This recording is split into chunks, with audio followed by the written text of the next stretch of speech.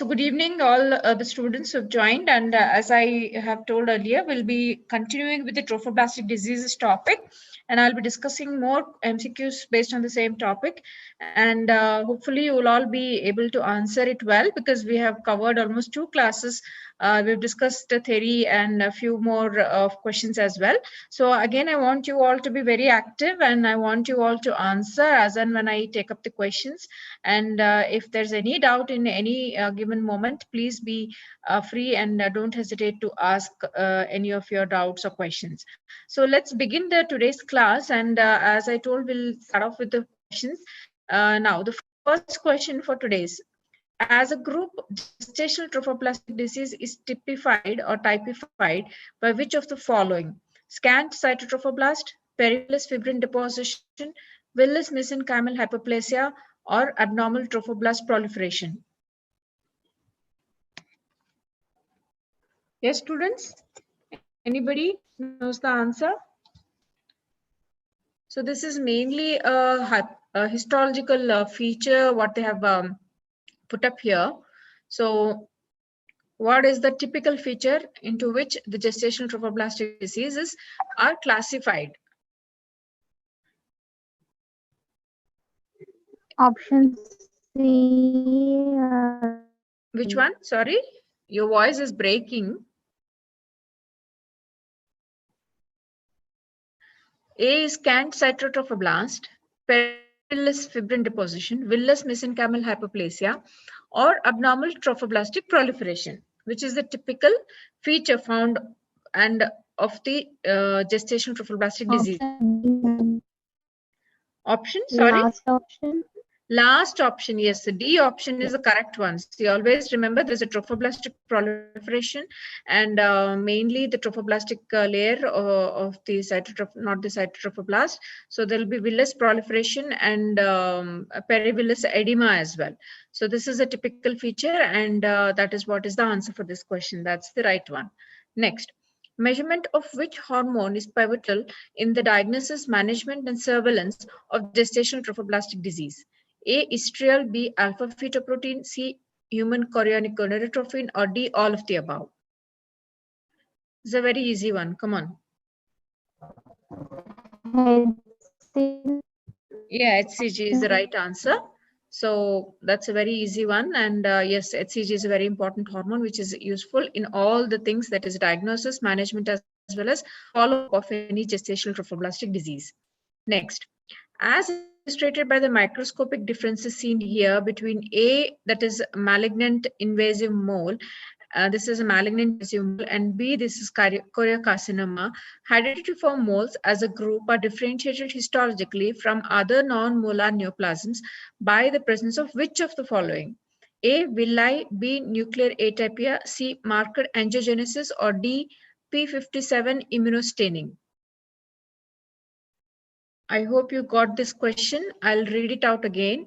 As illustrated by the microscopic differences seen here between A, that is malignant invasive mole, this is the A, B is Choreocarcinoma. Hereditary-form moles as a group are differentiated histologically from other non-molar neoplasms by the which of the following? A, villi, B, nuclear atypia, marked angiogenesis, or D, P57 immunostaining? That means which is the feature which is present in the hereditary-form mole, which differentiates it from other non-molar neoplasms? Yeah, option A, villi, is the right answer. Very good. See, always remember the villi are still present in molar pregnancy, or be it a complete mole or a partial mole. So in hereditary-form mole, the villi is still present, though there is hydropic degenerative villi, there is perivillous edema, the villi structure as a whole will still be present in the molar pregnancy. Whereas in case of choriocarcinoma or any other neoplastic diseases, the villi, the structure of the villi is absent. There are no villi. And as you can see in this choriocarcinoma, it's like mainly mainly the cells are scattered, and there is hyperplastic, hyperchromatic nuclei. The nucleus is too big. So this is a typical feature of any cancerous cell, and this is how the choriocarcinoma will look, and the villi structure is absent. Whereas in a molar pregnancy or a hydatidiform mole, always the villi structure is maintained, and the villi is still there, but only thing, it will be having a degenerative kind of a villi, and there will be perivillous edema. So this is an important feature which will differentiate the hydatidiform mole from other types of neoplasms. Clear to all of you? Yes, ma'am. We'll go to the next one. Gestational trophoblastic neoplasia includes all of the following except which one? Invasive mole, choriocarcinoma, partial hydatidiform mole, or placental site trophoblastic tumor. Yes? Anybody with the answer? Gestational trophoblastic neoplasia. Remember, neoplasia. It's not a normal trophoblastic disease, it's neoplasia. So which of the following is not a neoplasia is what Option the question. Option C, that is partial hydatidiform mole. Is it not? That's the right answer. So yes, all others are ma'am. considered as neoplastic, though um, theoretically or actually invasive mole is not a neoplasia, in the sense there is no features of carcinomatous cells in an invasive mole. It is just that it invades the myometrium through the endometrium, and that's why we call it as invasive mole. Though theoretically it's not a neoplasia, but it is still classified into the neoplastic diseases. And of course, choriocarcinoma and placental site trophoblastic tumor are the neoplastic diseases in the gestational trophoblastic disease. And of course, we know that partial hydatidiform mole is actually just a molar kind of a pregnancy, and it is not a neoplastic disease. So the answer here will be C. Okay. Next one. Now, carefully read this question and understand, and I want you all to answer this properly. Now, I start with this. Miss Audie presents to you for a second opinion. She is 19 weeks gestation and has a dichorionic diamniotic twin pregnancy. She tells you that her primary obstetrician told her that she was very high risk for serious complications of pregnancy because something was wrong with one of her twins. You reviewed the images of a magnetic resonance imaging study she had last week. A representative image is shown below with complete mole designated by artistic. This is the complete mole. Normal placenta above the mole and the normal fetus to the one side. Now, I could not put up the exact picture in the internet and put it up for the presentation. So just there are a few changes which you have to note, but the things are similar. So you have to remember that this is actually an ultrasound picture and not an MRI picture. And but the structures are all the same what you're able to see. There is a twin gestation. On one of the sacs or the twins is having a molar feature, and the other twin is normal with a live fetus and the normal placenta on the one side. And as I mentioned, it is dichorionic diamniotic. Okay, now I'll read it once again for you. Miss Audie presents to you for a second opinion. She's 19 weeks gestation and has a dichorionic diamniotic twin pregnancy. She tells you that her primary obstetrician told her that she was at very high risk for serious complications of pregnancy because something was wrong with one of her twins. You review the images of her MRI study she had last week. A representative image is shown below with complete mole designated by the you can see the mole here, normal placenta above the mole and normal fetus to one side. To help her remember the important points of your consultation, you write down the bullet points of your conversation. Your list does not include which of the following. I hope you understood the question well, because it's a little tricky one and it involves a lot of analysis for you to think before you actually, mark up the question. So we will read the options here. Now, I'll read the question once again. To help her remember the important points of your consultation, you write down the bullet points of your conversation. In the sense, whatever you want to tell her that she is at risk for, you will note it down, right?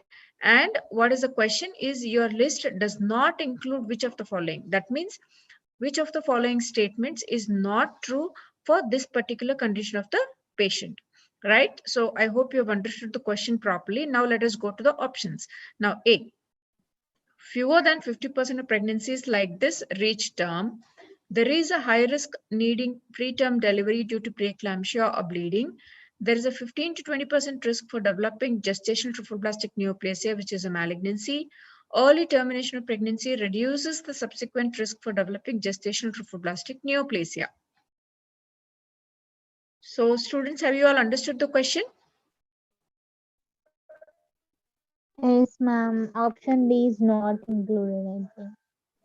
You are going with option B, that is Early termination. early termination. That is D, option D, B. ma'am. Last option. Last one. So yeah, that's the right answer. That's a correct, very correct answer. So you all remember that this is a pregnancy with twin gestation, dichorionic diamniotic, where one of the twins has converted into a mole and one twin is normal, and the placenta is a normal. So this is very rare finding, but then you have to analyze it very well. Now, there has been a lot of studies on such cases. In one of the studies, what they found is that all these three factors, or the three statements what I've mentioned, are all true for such pregnancies. That means whenever there is a twin gestation with a mole, with one mole and one normal fetus, fewer than 50% of pregnancies will reach term. That means there is very high chances of preterm labor as well as abortion. Now, there is a high risk for needing preterm delivery due to preeclampsia or bleeding. That's also true for such pregnancies. There is a 15 to 20% risk for developing gestational trophoblastic neoplasia, which is a malignancy. So this risk is there for any kind of a complete molar pregnancy, is it not? What we have studied in the previous classes or the previous questions, we did find that there is a risk of 15 to 20% of the lesion or a molar pregnancy developing into a gestational trophoblastic neoplasia. So that holds good to even such pregnancies, that is twin gestations. So these three statements are true for this particular question. And the last statement, that is early termination of pregnancy reduces the subsequent risk of developing a gestational trophoblastic neoplasia, is definitely not true. Whether you continue the pregnancy or you terminate the pregnancy, once there is a molar pregnancy, you have diagnosed, the risk of the patient developing or going into a gestational neoplasia is always there. So you have to follow up the patient to look for any development towards such a lesion. So the last option is the right option for this question. That means it is not a right answer for this particular situation. Right. Now, another important thing what you have to remember here is when there is a picture something like that, you will confuse whether it is a partial mole or a twin gestation with a one normal fetus and a one molar pregnancy. So one important thing which can differentiate between these two conditions is when an ultrasonography in a twin gestation with molar pregnancy, one of the fetuses will be normal. It will be live, it will be normal, it will be developing normal. Whereas in case of a partial mole, you can see some of the features of the fetus, but the fetus is abnormal there. There are a lot of congenital abnormalities or structural abnormalities in the fetus, and it is not at all viable. So that's how you can differentiate whether it is a partial mole or it is a twin gestation with a complete mole. There are also other cytogenetic studies which are being recommended to make a differentiation whether it is a partial mole or a complete mole with a twin gestation. So as you all have studied or we have discussed in the previous classes, you should remember that the complete mole usually have a diploid kind of a chromosomal set will be the diploid, whereas in case of a partial mole, they're usually triploid.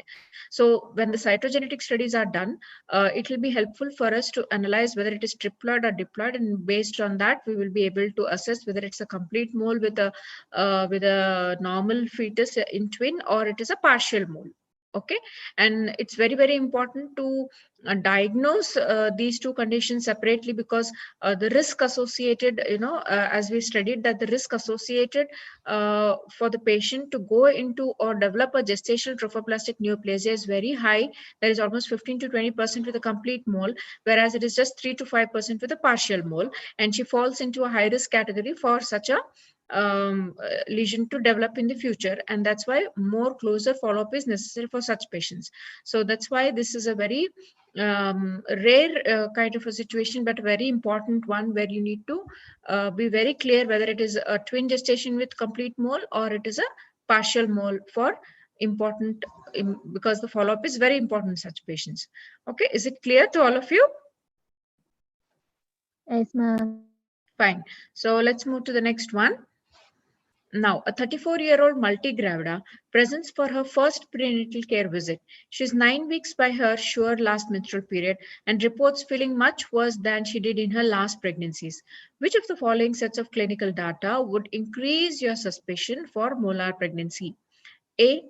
Pulse 54 beats per minute, TSH 4 units per ml, beta HCG 9000 milli-internationals per ml, uterus size is equal to the dates, and severe constipation. B.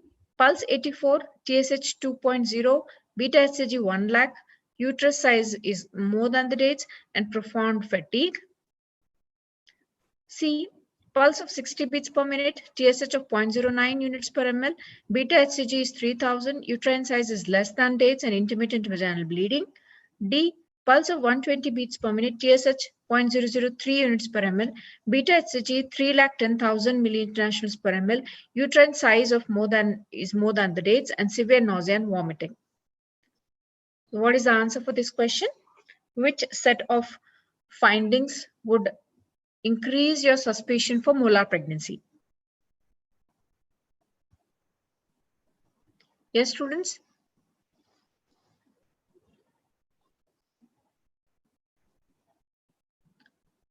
I hope you got the question well. I am not able to hear it clearly, whether it is B or D. Yes? Your voice is not clear. It's breaking in between. No. It's not at all clear. Can you repeat? Second option, ma'am. Sorry? Second option, ma'am. Option B. The last option. The last or second one? Second one, ma'am. Second one. Is it anybody else with the answer? Second one is not the right answer. Why do you think the second one is the right answer? Uterus size more than dates. Uterine size, okay. Then what is the other feature which will tell you that it is a molar pregnancy? It's only the uterine size. Last time we discussed that in about 20 to 30%, the uterine size is equal to, only in 70% cases, the uterine size is more than the gestational age. So that alone cannot be the criteria for you to diagnose or suspect that a molar pregnancy. The other parameters are more important than that. And other thing here is beta HCG 1 lakh unit is definitely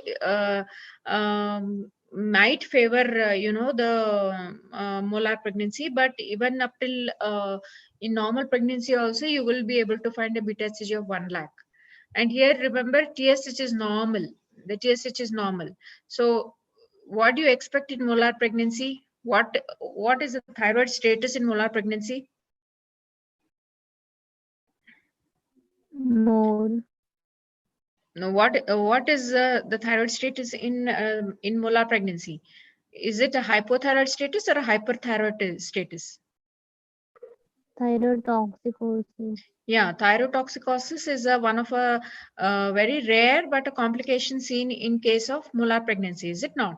Thyrotoxicosis means the thyroid hormones are in a higher range. That means the T3 and T4 are in the higher range. So when the T3 and T4 in the higher range, what happens to the TSH? TSH low. TSH will be low, is it not? So naturally the TSH will come down.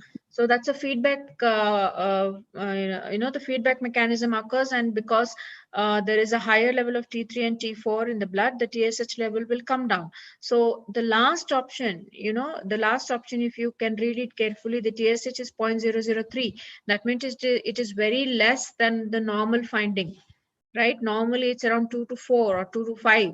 In this case, it's quite low. That means the T3 and T4 levels will be higher. Indirectly, it means that T3, T4 is higher and the patient is in a hyperthyroid status. Is it not? Yes, ma'am. Right. And the beta HCG is also very high. That is 3 lakh units. So 1 lakh is still a normal finding in normal pregnancy, but 3 lakhs is definitely on the higher side. And the uterus size is more than the dates, and severe nausea and vomiting because of, again, very high levels of beta HCG. The patient will be definitely having a hyperemesis like a picture. So this last option, and the pulse is 120, is definitely again a feature, because most of the times invariably the patient will be having vaginal bleeding, and she might be in shock with all these features, or even otherwise the patient, because of hyperthyroidism, there will be definitely changes in there will be tachycardia as well. So these are few of the changes what you can expect, and the last option has all the features which can make you have a suspicion that the patient is having a molar pregnancy. Whereas here you can see TSH is normal in this one, TSH is normal in the second option. Here it is slightly on the lower side, but the uterine size is less than the dates, and there is intermittent vaginal bleeding, and the beta HCG is normal. So the third option also is not in favor of molar pregnancy. So it's only the last option. So do you all agree? Is it clear to all of you? Yes, ma'am. Right. So we'll proceed for the next one. Now, in this picture, the patient, that is the previous patient in 26, in the same question. The next question is also based on this patient. The patient in question 26 undergoes an ultrasound. Based on the ultrasound findings below, you suspect the genetic studies on the products of conception will show which of the following: 46XX, 47XXY, 69XXY, any of the above could be seen. Now in this picture, supporting it, it shows the uterus, which is completely filled with the molar products. And you can see this typical snowstorm pattern. It's a complete mole. And what is this picture showing here? Anybody can identify the second picture? What is this picture of? Can you see it? I hope my pointer is visible to all of you. Which is this picture of? The second one. Yes, students? I'm unable to connect to you people properly. There is some problem with your internet. Either it's very slow, or it's not very clear. The voice is not at all clear. Yes, ma'am. Some network issue, ma'am. Please. Hydropic degeneration. What is it? Sorry? Yes, students? Multiple villi are present. This one is a villi. Do you feel it's villi? It's an ultrasound picture. It's not a histological picture. See, this is in the gray scale. This is an ultrasound picture. This also is an ultrasound picture of the uterus, showing the whole of the uterus is filled with the molar tissue, and this is the typical snowstorm pattern what you see in the ultrasound. Now, this also is an ultrasound picture. Actually, it's not a histological picture which will show you the villi. Histological pictures will be colorful. Remember, this is in gray scale. This is an ultrasound picture. So, ultrasound picture is showing some big fluid-filled spaces. Hydropic degeneration. Again, you are thinking of hydropic degeneration. See, that is a typical histological picture. Hydropic degeneration is a histological picture which you will be able to see in a stained slide, as in eosin and hematoxylin stained pink and purple picture. This is a grayscale. This is an ultrasound picture. This is showing some lesion, fluid-filled lesion, fluid-filled cystic lesions. Now, this much a hint I'm giving. Cysts. Where do you get cysts in molar pregnancy? Lutein.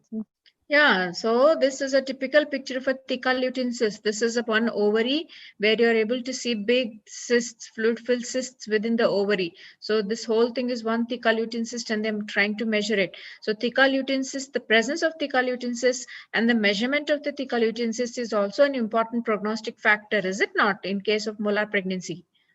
So any molar pregnancy with a theca lutein cyst more than 4 centimeters is considered as a high risk. Yes or no? We discussed in the last pregnancy, in the last classes. Ma'am. Right. So this is a picture of a theca lutein cyst, the ovary, and this particular patient, which we discussed in the previous question, she has been diagnosed to have a complete mole and as well as presence of theca lutein cyst. So what is the question here is they're asking what could be the genetic study in such a case, in a complete mole. So what 46 kind of moles are complete moles? What is the genetic picture in complete moles? diploid. Diploid. So diploid means what is the answer amongst these? 46X. First Yes. option. Diploid means they'll have two sets of chromosomes.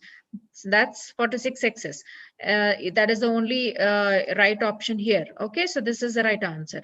Remember, normally also there is a diploid number of chromosomes in the humans, but one set will be from the mother and the one set will be from the father, right? But what happens here in complete mole is both the sets, though it is diploid, both the sets will be of paternal origin, right? So what is that procedure called? We discussed last time. Androgen. Androgenesis, right? Correct. So hope it's clear to all of you. Yes, ma'am. Right. Next one. Now you explain the findings to the patient in question 26. That means we are again relating to the same question. What do you recommend as the next step in management? That means you've explained to her that she has a complete mole with theca lutein cysts. What would you do to her? Schedule for hysterectomy, schedule dilatation and curettage, schedule dilatation and curettage, laparoscopic oophorectomy and staging, obtain pre-op labs and a chest radiograph, and review results prior to making definitive surgical plans. What would be your first Dilatation management option curative. or the next step in such a case? Is the question. Yes? Option B. Dilatation and curative. Dilatation and curettage. Right, that could be the answer, but remember, we don't go for curettage here. It's actually dilatation and evacuation most of the times what we do.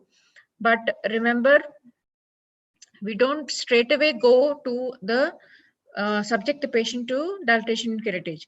We always have to do the preoperative labs and chest radiograph has to be done. We have to completely evaluate the patient to rule out if she's having any complications like thyrotoxicosis or any metastatic lesions in the chest.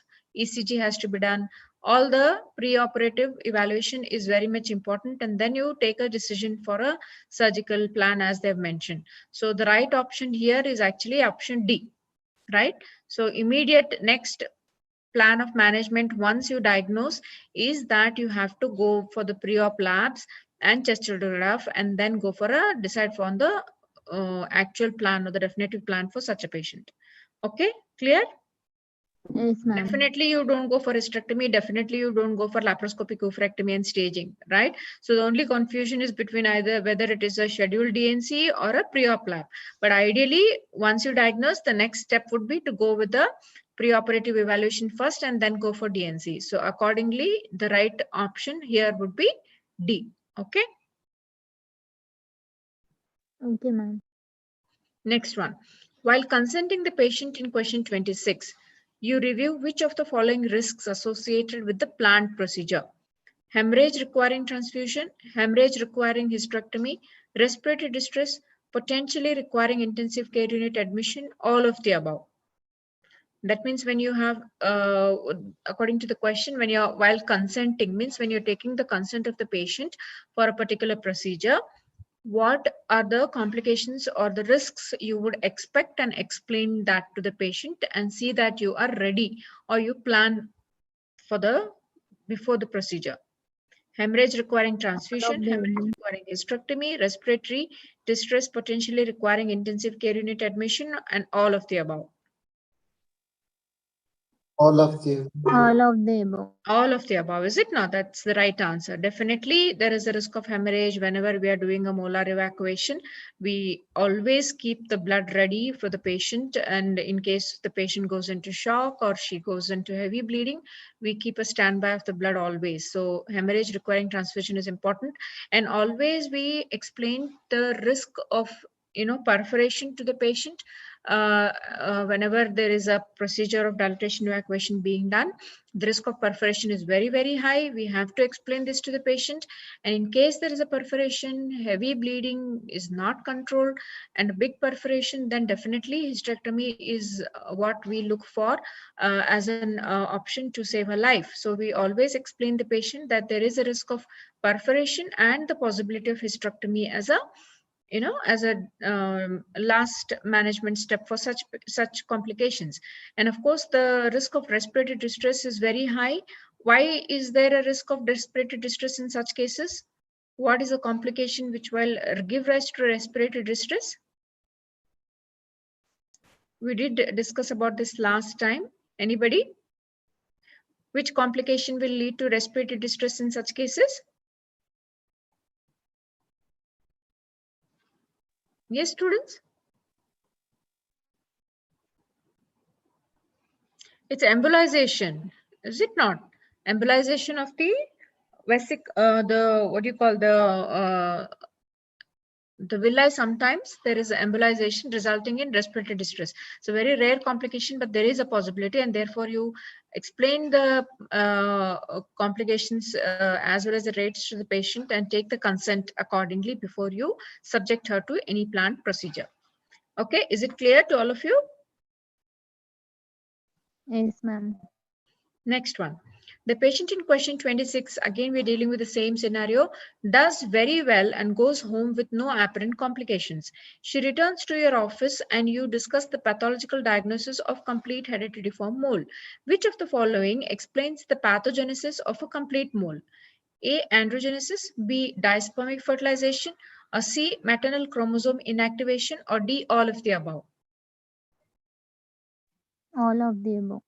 All of the above is the right answer. Very good. So we did discuss about this in the previous classes. If I just scroll back, to the previous slides, I would like to revise that important slide again so that you remember it very well. The genetic basis of, the complete mole and the partial moles is very, very important that you understand that slide and remember it well, because a lot of questions are based on that. Yeah, just give me a moment. Yes, this one here. See, we had all these options which could lead to aberrant genetic abnormalities leading to the molar pregnancies. Now here what happens in one scenario is where the maternal, this is the egg which has a haploid number of chromosomes and the sperm has having the haploid number.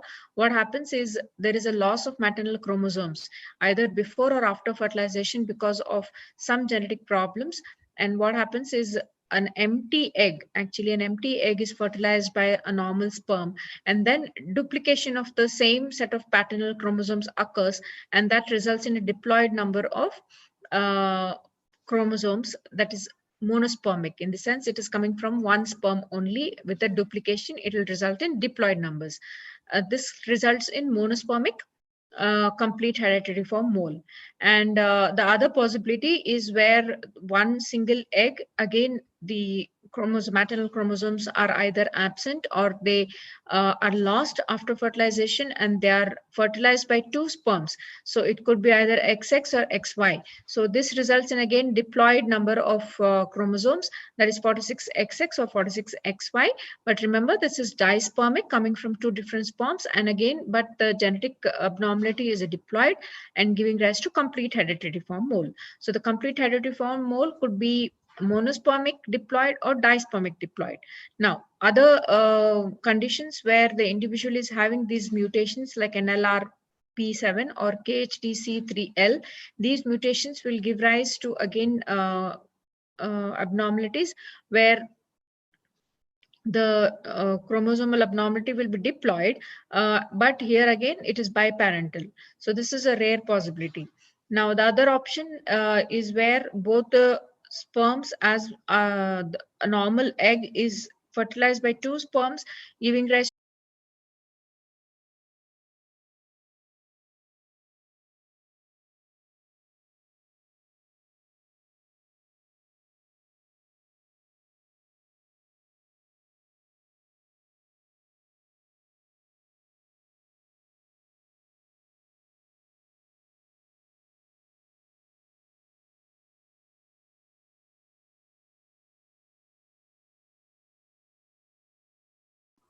Yeah, sorry, it was on mute. So are you all able to hear me now? Yes, ma'am. Okay, so there was some technical issue, and Pulkesh has set it right, and we'll continue with the class. And I was discussing this particular picture, I guess, when it got disconnected. Yes, ma'am. Yeah, so you all should remember that the complete hydatidiform mole could be deployed with a monospermic fertilization, or diploid with a dispermic fertilization, 2 sperms fertilizing empty maternal egg, then diploid biparental, where the normal egg and a normal sperm fertilized, but then there is some mutation which leads to molar pregnancy, that is NLRP7 or the KHD-C3L. These are the 2 mutations which will lead to the molar pregnancies. And there could be triploid if 2 sperms fertilize a normal haploid egg, resulting in triploid number of chromosomes, resulting in dispermic partial hydatidiform mole. So this is a very important picture. You have to understand it properly and remember, so that you'll be able to answer a lot of questions based on this. Is it clear to all of you?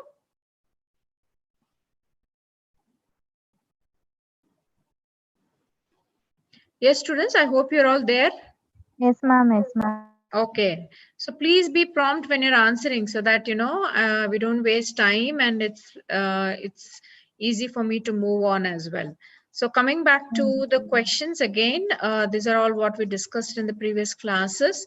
So yeah, I think yeah, we were here. So the patient in question 26 does very well and goes home with no apparent complication. She returns to you with the office, and you discuss the pathological diagnosis of complete hydatidiform mole. Which of the following explains the pathogenesis of complete mole? It's the androgenesis, as we discussed, dispermic fertilization, as well as maternal chromosome inactivation. So it is, answer is D. That is all of the above. Clear to all of you? Yes, ma'am. Next one, you elucidate the recommended care plan for the patient in question 26. Which of the following are important aspects in optimizing her care? A copper intrauterine device is recommended for reliable birth control.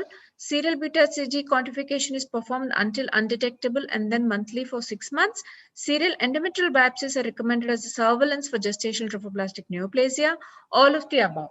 So how do you want to follow up this patient after she's been diagnosed as a complete mole?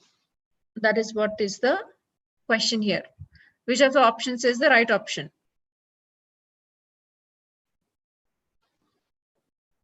Yes, students? All of the above. All of the above. No. Do you want to do copper T for this patient? Is it recommended as a contraceptive choice for patients with molar pregnancy? Option B, serial beta HCG until it is undetectable, then for 6 months. Yeah, that is the actually right option, and that is what we do, is it not? We do follow up the patient with beta HCG, and of course, as it is weekly and then monthly until it is not detectable for 6 months. So that is the right option.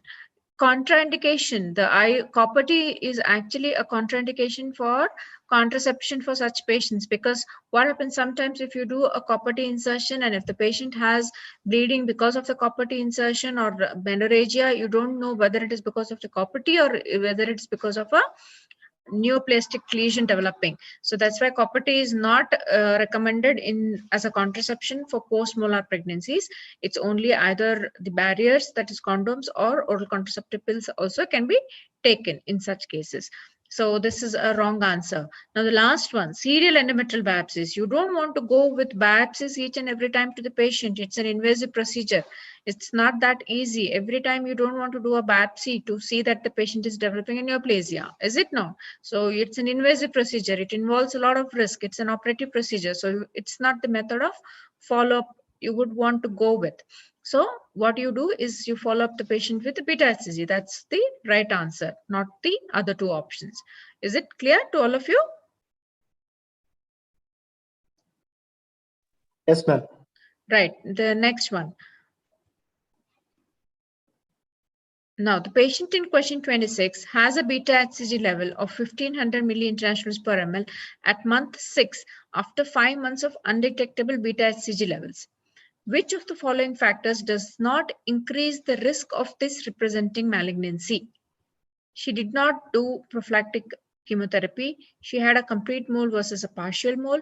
Her thecal lutein cysts were 12 centimeters at diagnosis. It took 4 months for her beta HCG to reach undetectable level after initial dilatation and curettage. So understand the question properly here. First of all, the patient in question 26, that's the same patient with the beta HCG level 1500 milli-international per ml at month 6 after 5 months of undetectable beta HCG levels.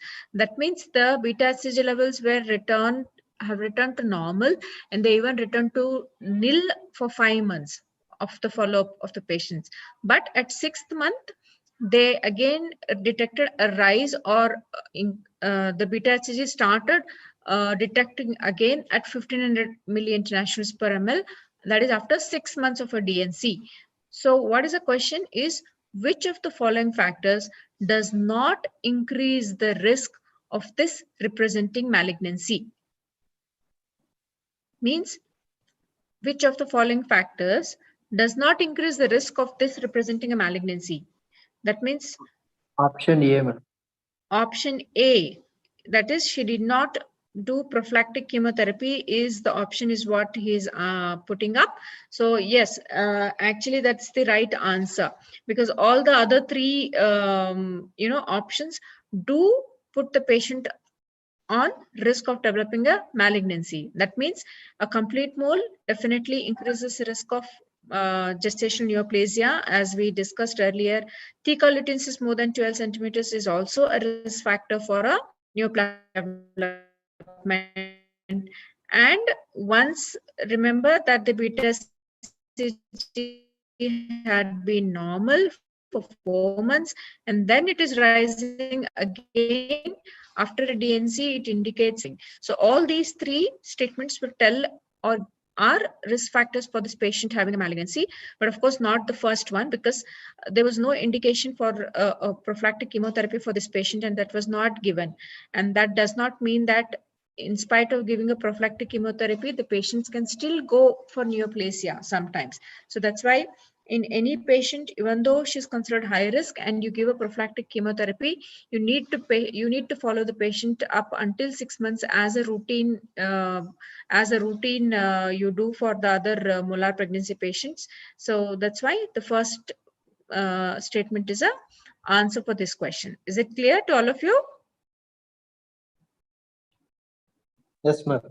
Okay. Now the next one. Due to increased beta HCG level, an ultrasound is ordered for the patient in the question 26. The results are shown below. How do you counsel her? So the results are shown below in the sense, this is the picture of ultrasound, what was seen in that particular patient where she was diagnosed to have a higher level of beta HCG levels, that is 1500 milli-internationals per unit per ml at 6 months after the follow-up. Okay, this is the ultrasound picture when the ultrasound was advised. So what are you able to see here? Anybody can explain the picture to me? Anybody?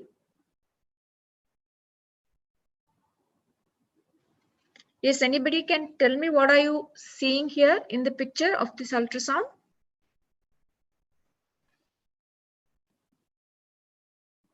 Yes, students?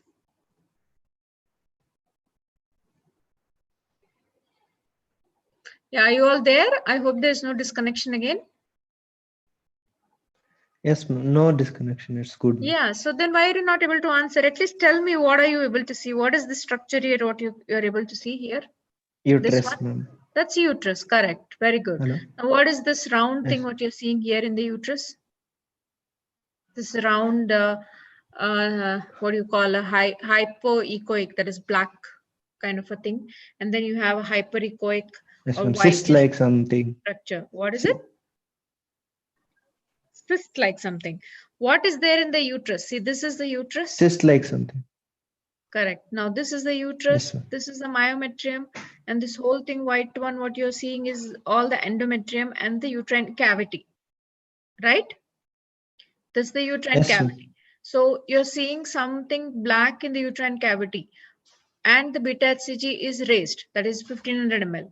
So what do you think the structure is? When there is a raised beta HCG, forget about the history of molar pregnancy in this patient. Forget about the molar pregnancy for some time. And with this kind of an ultrasound picture, with a small round thing, what you can see in the intrauterine area, and you're seeing that the beta HCG is 1500. So in which kind of a situation would you get these findings? Another normal pregnancy, ma'am. Correct, is it not? So this is very, very good. What you have kind of got it is very right and correct. This is a small gestational sac, what they're able to see. This is the intrauterine area. This is the uterus, the outer layer, and they're able to see a gestational sac. Okay, and that is corresponding to what the beta HCG level is, that is 1500. So of course we have to follow it up in future stages as to how it is going to develop, but at this particular stage, if you can see, it's just that the patient is again got pregnant, and it's a normal gestational sac which is seen at that particular gestational age. Okay, so with this clarity in your mind, I hope you have understood the question well. Now, what is the question is, how do you counsel her? So whenever there is a situation like this, where when you're following up a patient of molar pregnancy, and then she gets pregnant at around the 6th month or the 7th month, what are the possibilities and how do you counsel her? Now, the risk of another mole is 0.9%. If this is not a mole, live birth rate is equivalent to general population. If this is not a mole, risk for congenital anomalies is not greater than baseline, or all of the above are true. What do you think? All of the above true. All of the above. Very good. So all these statements are true in such a situation when a patient gets pregnant after her or during a follow-up of a molar pregnancy. These are the statements which are all right. And then that's how you counsel the patient, that there is a risk of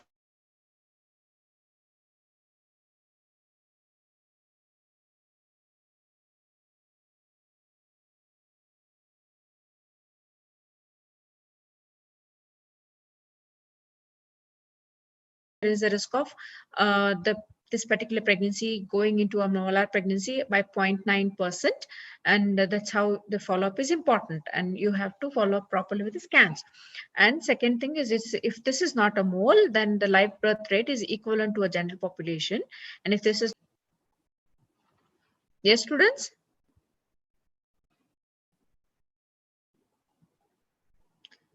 So shall we proceed to the Yes, next ma'am. one? Yes, ma'am. Fine. So next one. As the patient in question 26 progresses normally through a subsequent pregnancy, she is counseled that some alterations of routine care are recommended. Which of the following is not recommended because of her history of complete mole? So that means the same patient is continuing with a normal pregnancy subsequently. Recommendation for 6-week postpartum beta HCG level. Recommendation for pathological evaluation of placenta after delivery. Recommendation for amniocentesis due to increased risk for aneuploidy. All of the above are recommended. So the question here is, which of the following is not recommended because of her history of complete mole, or which is not necessary for this patient? Yes? Option B, ma'am. Option B, that is recommendation for pathological evaluation of placenta after delivery. Is it? So that means that the recommendation of 6 weeks postpartum beta HCG level you should be doing, yes? So you should do a beta HCG level postpartum 6 week, means after she delivers, if this pregnancy is a normal one, whatever she's carrying, and then postpartum when she delivers, you have to do a beta HCG levels until 6 weeks. Yes or no? Because of a history of complete mole, do you want to do a follow-up postpartum in this patient? Yes, ma'am. Yes. Why? Why do you want to do? Why do you want to do? So remember, we have discussed that whenever there is a patient with a history of molar pregnancy, and if at all she develops subsequent molar pregnancy, the risk is definitely higher. But remember, after a term delivery or a term normal delivery, the risk of developing a neoplasia is still higher, right? So that's why you need to follow up such patients at least 6 weeks postpartum with the beta HCG levels, right? So this is a recommendation and right answer. Now the second thing, pathological evaluation of placenta after delivery is also a recommendation to be done. So definitely you need to evaluate such a patient, because it is important to document that there is no abnormal tissue in the placenta, and that's why we do a pathological evaluation of placenta post delivery, after delivery, for those patients. The answer actually for this question is C, that is recommendation for amniocentesis due to increased risk of aneuploidy. This is not the right recommendation for this patient, because remember, even if the patient develops a normal pregnancy after a molar pregnancy, the risk of the baby having any abnormalities or congenital abnormalities is similar to the general population. The risk is similar to the baseline, or the risk is similar to the general population. So in that case, we don't have to do an amniocentesis to look for any aneuploidy or congenital abnormalities in such a pregnancy where it has occurred after molar pregnancy, right? Did you understand this? So that's why you don't have to do an amniocentesis whenever there is a normal pregnancy developing post molar situation. Is it clear to all of you? Hope you all understood. Yes, ma'am. Right. In the previous question also, if you can see, they have mentioned here that if this is a normal pregnancy without any molar tissue, then the birth rate, that means the live birth rate, and the patient going into a normal pregnancy and having a live baby is equal to the general population. Similarly, the risk of congenital abnormalities is also equal to the general population. There is no increased risk in such pregnancies, post-molar normal pregnancies. So these 2 points is what you have to remember. And the same concept being applied to this question as well. So there is no recommendation for amniocentesis as there is no risk, there is no increased risk of aneuploidy in such pregnancies. Okay. Next one. Now in this question, a primigravida who is 9 weeks by last menstrual period presents to the emergency room with vaginal bleeding. She is noted to have an open cervical os and subsequently expels the products shown below, something like this. The patient is Rh negative. Does she need anti-D immune globulin prior to discharge? A, yes, because there may be fetal tissue. B, yes, because a dilatation curettage is necessary. C, no, because no fetal tissue seen within the products. Or D, no, because the red cells cannot have the D antigen. What is the right answer here? Anybody?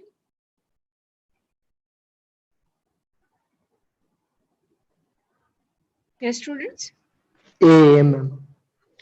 A, that is, you want to give the anti-D, is it not? Because there may be some amount of fetal tissue, correct? That is the right answer. Okay, so you will have to give anti-D in all cases of molar pregnancy, because you don't know if it's a partial mole or a complete mole, especially in the 9 weeks gestational period. So you don't want to take a chance there, right? And that's why you give prophylactic anti-D immunoglobulin to all Rh negative patients who are having a molar pregnancy, correct? Now, next one. The process shown below can be confirmed pathologically by which of the following? 23X, 46XX, 46XX, or 46XS maternal chromosome inactivation, cell duplication, and paternal chromosome duplication. So how you can explain this process? A, coexistent presence of fetal tissue. B, minimal trophoblastic proliferation.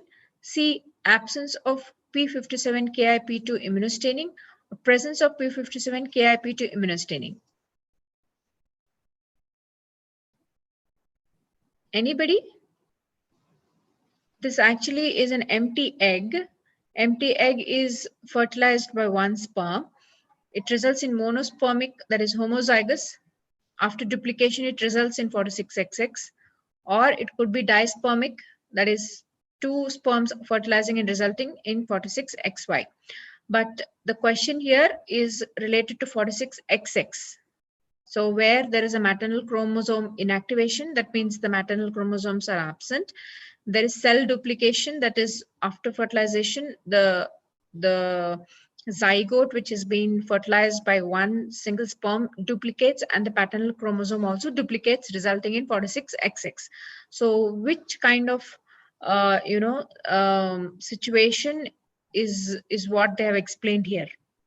So is it a coexistent presence of fetal tissue, minimal trophoblastic proliferation, absence of P57 KIP2 immunostaining, or presence of P57 KIP2 immunostaining? Remember, we studied that an empty egg is present in one of the forms of mutations, genetic mutations. Yes or no? Option D, ma'am. Yeah. So the answer here is, it could be either option C or D, where it is related to some mutation, right? So as you said, it's presence of P57 KIP2 is not the answer. Actually, that's a wrong answer. The answer is C. That is absence of P57 KIP2 immunostaining. Okay, so this is one of the genetic mutations which is associated with an empty egg getting fertilized by a sperm, resulting in duplication and resulting in molar pregnancy. So this particular mutation is one where there is absence of P57 KIP2 immunostaining. Okay, so this is the answer. So remember it well. Is it clear to all of you? Yes, ma'am. Okay, so next one. Which of the following are criteria for diagnosis of gestational trophoblastic neoplasia? This is a very easy one. Rise in beta HCG levels, plateau of beta HCG levels, persistence of beta HCG levels for 6 months or more, or all of the above.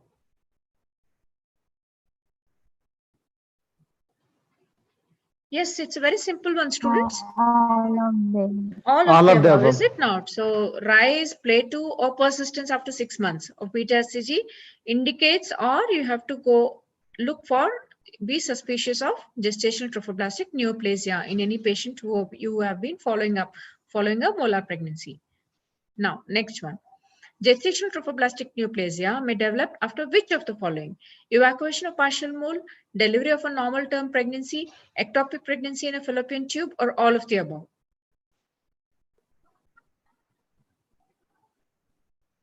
Yes? Option Gestational A, ma'am. trophoblastic neoplasia. Option A, ma'am.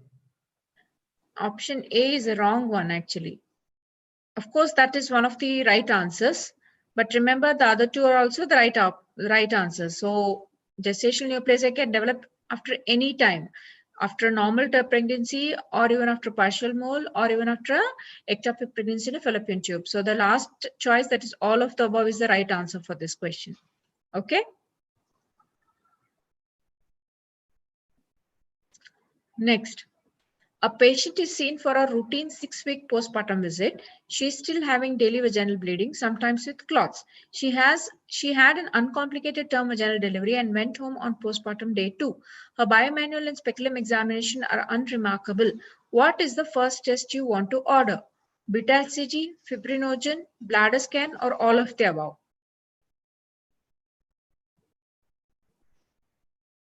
So what do you suspect whenever a patient postpartum 6 weeks is coming back to you with vaginal bleeding? What do you suspect? And what do you want to look for? And what is the first thing you will order?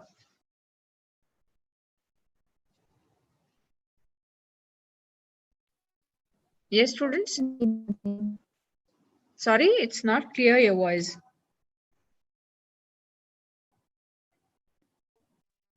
Yes, anyone? Your voice is not clear at all. Yes? Yes, anybody else? Fibrinogen, ma'am. Fibrinogen. Why do you want to do fibrinogen?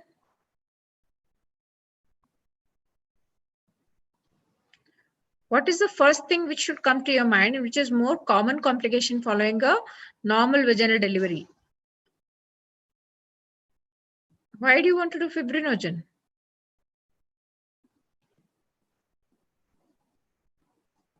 Yes? Secondary PPH, ma'am. Secondary PPH. See, what is the definition of PPH? It is until 6 weeks, right? So here the patient is coming after 6 weeks, routine 6-week postpartum visit. After 6 weeks is not PPH. Yes or no? Yes, ma'am. So remember this. So before 6 weeks or until 6 weeks after delivery, if there is a bleeding, we consider as PPH. And as you said, it could be a secondary PPH. And in case you're suspecting DIC or any other problem or coagulation problem in this patient, you will go and do a fibrinogen, right? Now this patient is more than 6 weeks postpartum or at 6 weeks postpartum visit, and she still has vaginal bleeding, and she has had a normal vaginal delivery. So in such a case, what you would suspect first is actually if she has gone into any gestational trophoblastic neoplasia. Okay, so for detecting any neoplasia or gestational trophoblastic neoplasia, what is the investigation you will order? Yes, students. BCG, ma'am. Yeah, it's the beta HCG, is it not? So whenever you're suspecting a gestational trophoblastic neoplasia, and remember the GTN or the gestational trophoblastic neoplasia, we've discussed several times that it might develop even after a normal term delivery. And in fact, the incidence of the neoplasia developing is very high after a normal term delivery. Okay, so you should always have a suspicion, especially if the patient comes back to you with a history like this, where she's having vaginal bleeding even after 6 weeks postpartum. So when you're suspecting a GTN, the first thing what you have to get it done is the beta HCG. Yes. So that's how is the answer for this question. Now the bladder scan and all, if you're suspecting any any vesicovaginal fistula, or if she has had a complicated vaginal delivery, an instrumental delivery, something like that, then you would get suspecting a vesicovaginal fistula or anything like that, then you go for a bladder scan. But remember here they've mentioned that it's an uncomplicated term vaginal delivery. Okay, and she has been discharged normally on postpartum day 2. So there is no history of complicated vaginal delivery or an instrumental delivery, and for you to suspect any complications like vesicovaginal fistula and then advising a bladder scan, right? So that is not the situation here. So the answer for this could be is actually just the beta HCG. And what you should be suspecting in such a scenario is that she might have a gestational trophoblastic neoplasia. Okay. I hope it's all clear. Yes, ma'am. Yeah, we'll move to the next one. Now, according to the WHO, modified prognostic scoring system that was adapted by the International Federation of Gynecology and Obstetrics in 2009, which of the following is assessed and assigned a rating score during staging of gestational trophoblastic neoplasia? Parity, thyroid stimulating hormone level, number of months from the antecedent pregnancy, or all of the above? Which is the most, or the factor which have been assigned by the FIGO, that is International Federation of Gynecology and Obstetrics, and the WHO has adapted that. Is it parity or the TSH level or the number of months from the antecedent pregnancy? Anybody?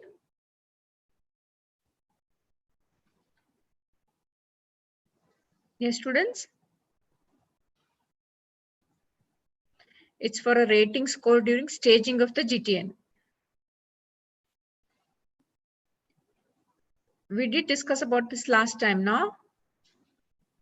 What is the answer?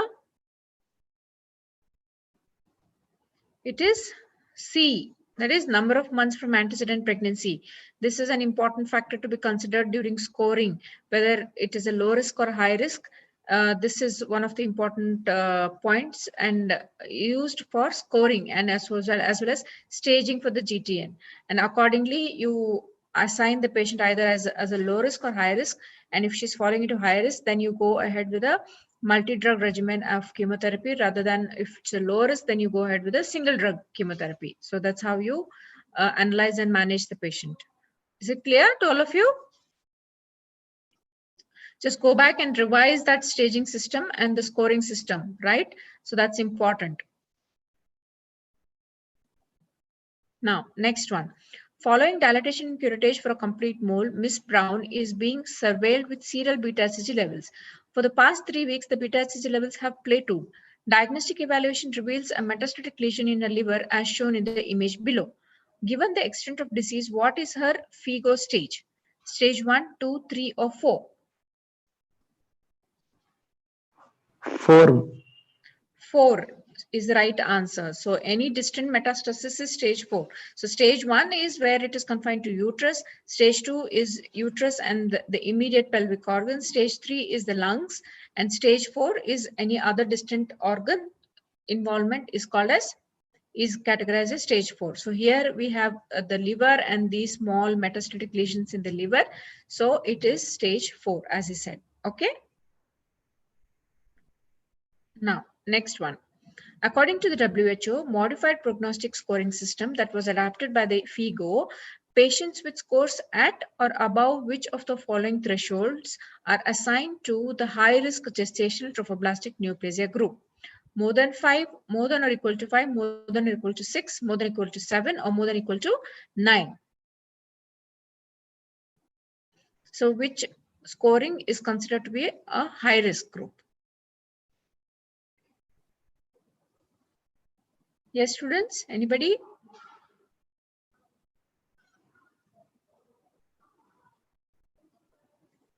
Yes, anybody can give me the answer?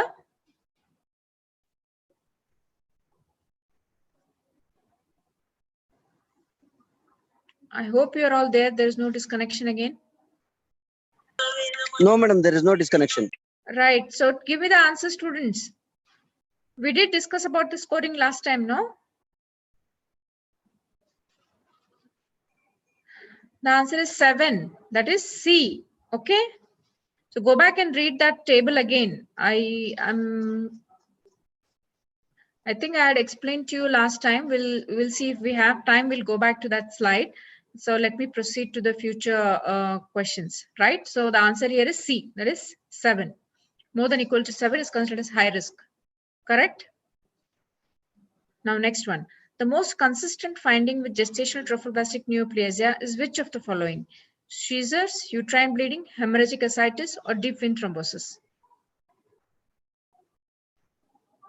That means any patient who has developed a gestational trophoblastic neoplasia most commonly presents with which of the following symptoms? Is it seizures? Is it uterine bleeding, hemorrhagic ascites, or DVT? Which is the most common? Uterine bleeding. Yeah, uterine bleeding is the most common presentation, that is vaginal bleeding, whereas these will develop only if there is distant metastasis. So those are very rare, or they come with a very advanced stage disease. The early stage diseases and the most common presentation is uterine bleeding. Okay, next one.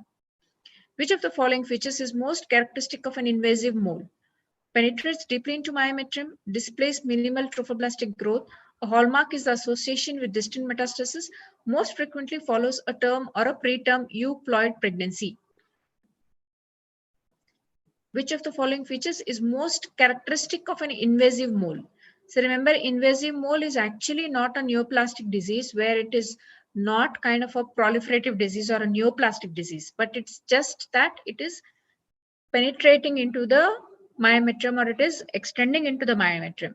So that actually gives you the answer. So anybody can give me the answer for this question, which is a characteristic feature of invasive mole? Option A. Yeah. So penetrating deeply into the myometrium is an important feature of invasive mole. Whereas, as I told, it's not at all a neoplastic disease, and therefore there won't be any trophoblastic growth.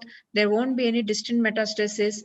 And of course, the incidence is same with either a term or a preterm pregnancy, so this doesn't matter at all. So since it's not a neoplastic disease, there won't be any distant metastasis nor a trophoblastic growth. So the important feature here is it's just that it extends into the myometrium and deeply penetrates the myometrium of the uterus. Okay. Next one. Which of the following features is most characteristic of gestational choriocarcinoma? A. Pathological hallmark is diffuse hypoplastic villi, most frequently follows a partial or complete molar pregnancy. C. Are commonly accompanied by ovarian theca lutein cyst. Or D. All of the above.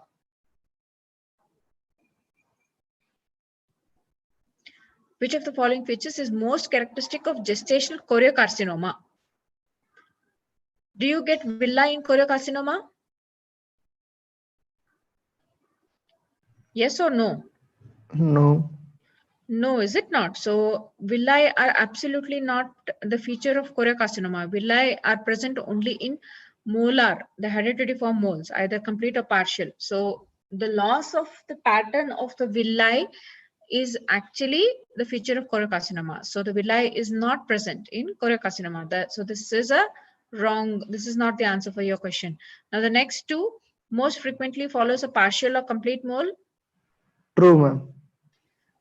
True, but then it could be following any of it, is it not? Choriocarcinoma, though the incidence is higher following any of the moles.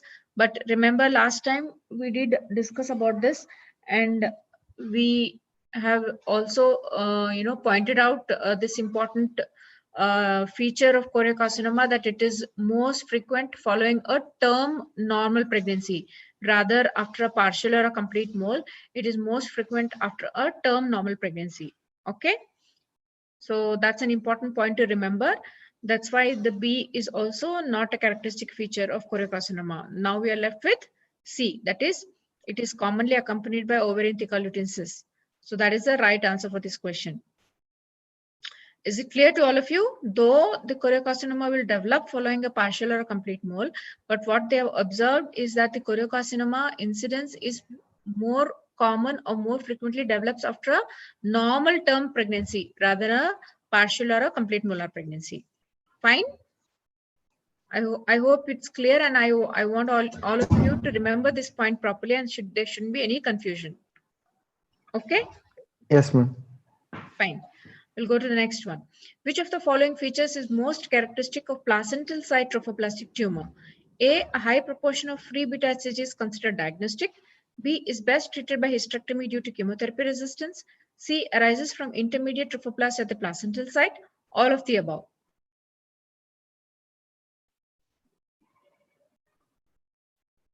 Yes, anybody?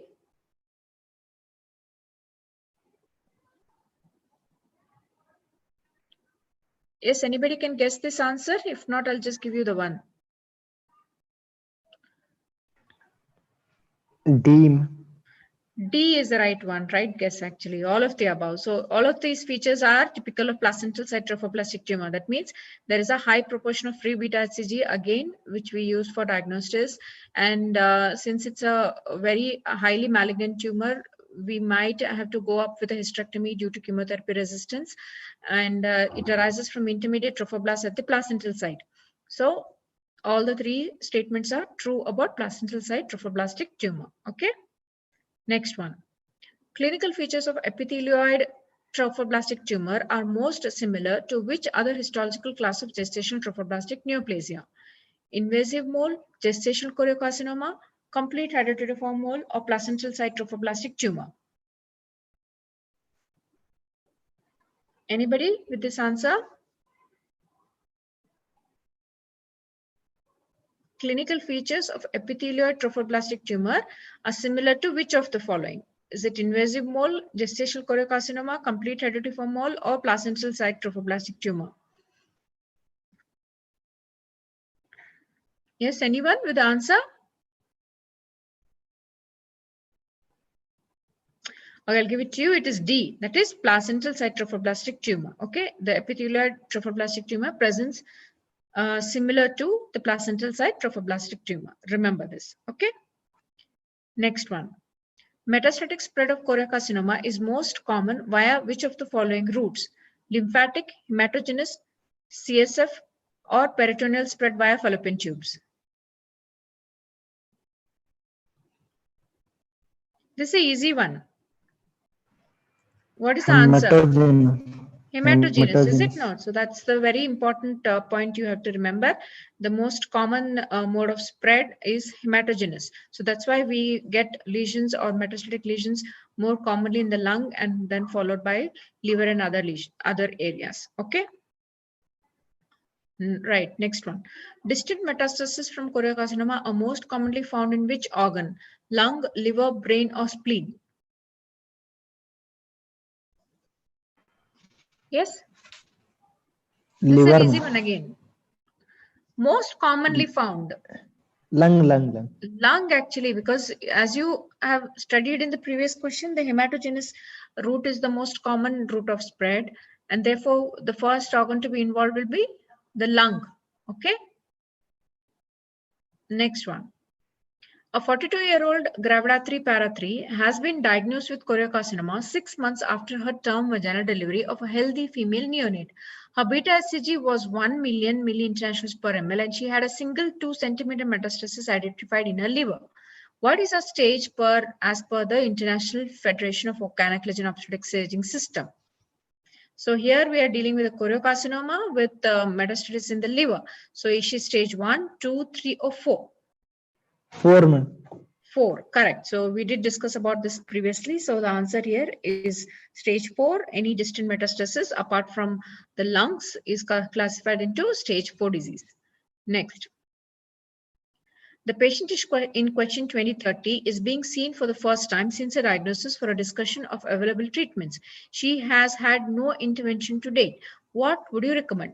She has low risk disease, radical hysterectomy is curative.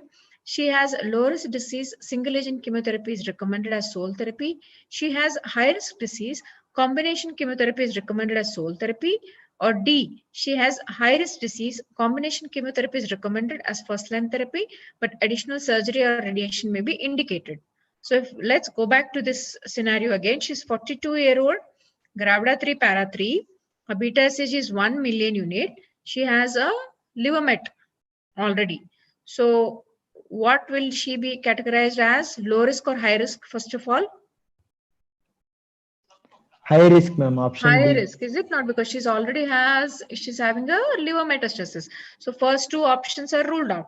Now coming to the second 2 options, that is high risk disease, you want to give only a combination chemotherapy, or you want to go with the combination chemotherapy first and then try with additional surgery or radiation as indicated. Which D, is the ma'am. right option? D. Option D. Option D, is it not? So since it's high risk, she's 42-year-old, and she's already having a liver met. If she does not respond to chemotherapy, you have to go ahead with the additional surgery with either hysterectomy since it's completed a family, or even sometimes you need to irradiate the liver metastasis, whatever is present in her. So an additional surgery or a radiation may be required for such a case. Okay, so hope it's clear to all of you. Next one. Response to therapy by the patient in question 2030 will primarily be monitored with what method?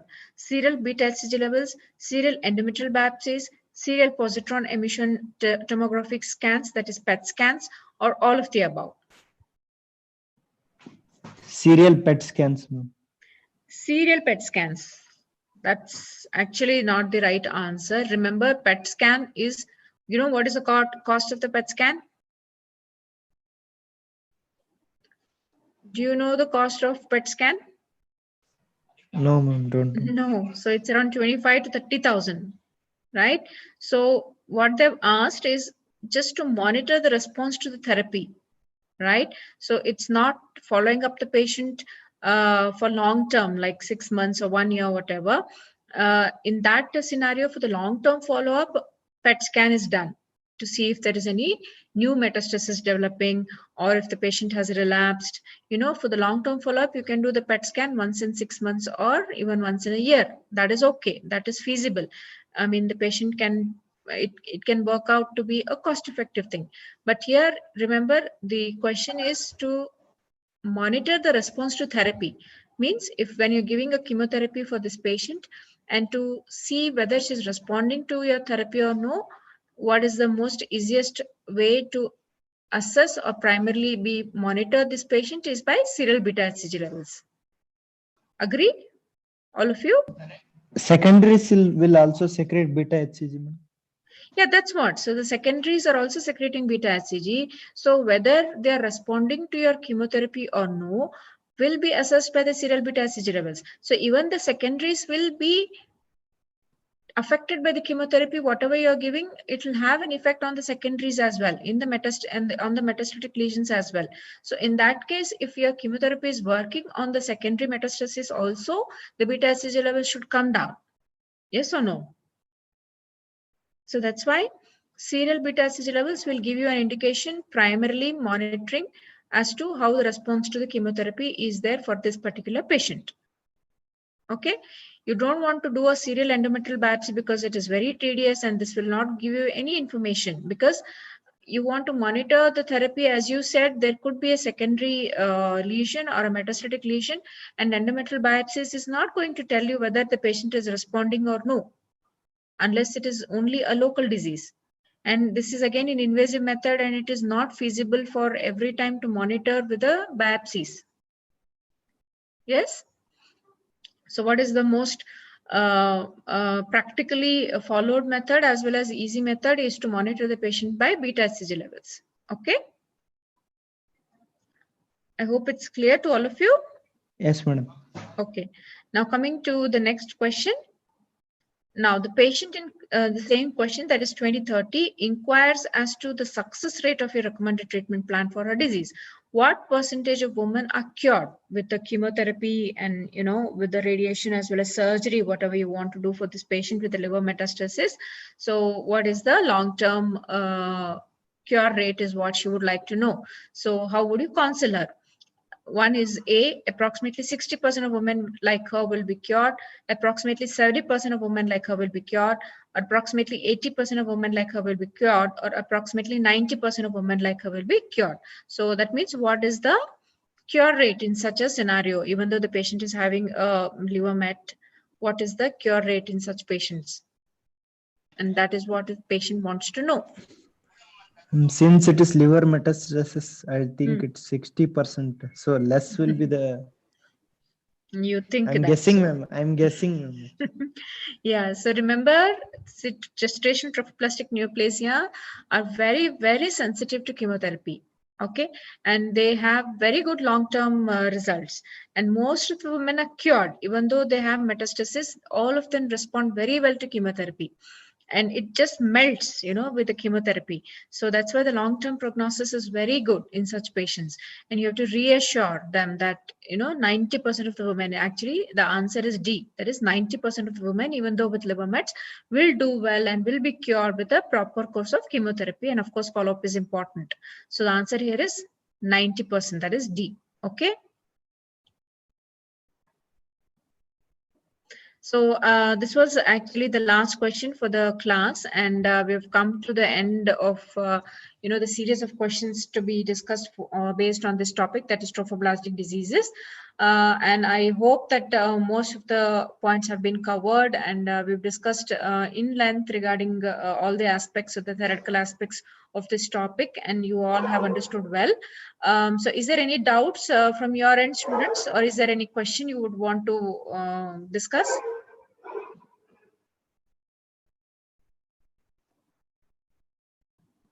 No, madam. Thank you. Yeah, so with this, I've completely covered this topic, and the next few classes I'll be taking up the more topics on obstetrics. Another colleague of mine, Dr. Amita, from actually she's based in Calcutta, and she'll be taking up the few more classes on obstetrics and gynecology, and she'll be starting up with the gynecology topics, and that will be intimated soon to you all. So I request you all to join her classes as well and take the benefit of it. And I will be continuing my classes on obstetric topics. So is there any particular topic you would like me to cover up, students, in the next classes? Ma'am, this normal labor, normal puerperium, abnormalities of the puerperium. Okay, fine. So we'll start with the labor topics from the next class onwards, and we'll start up with the normal labor and then go on subsequently to the abnormal labor and, you know, the different topics associated with the labor, right? So I'll try to prepare them, and we'll take up in the subsequent classes regarding the labor. One more thing I just wanted to inform was that the next week I have some engagements. I'll be traveling, so I will not be able to conduct the Thursday class for the next week. I'll be continuing in the next week. Okay, so I'll see you all there, and I want you all to please continue attending the classes and inform your friends who would get benefited with this. And any queries or questions, you're always welcome to ask in the group, and anytime you can also personally message or call me. And I hope it's helpful to you all. And please give your suggestions regarding any improvisations. I thank you all again for attending the class, and have a good evening and good night, all of you.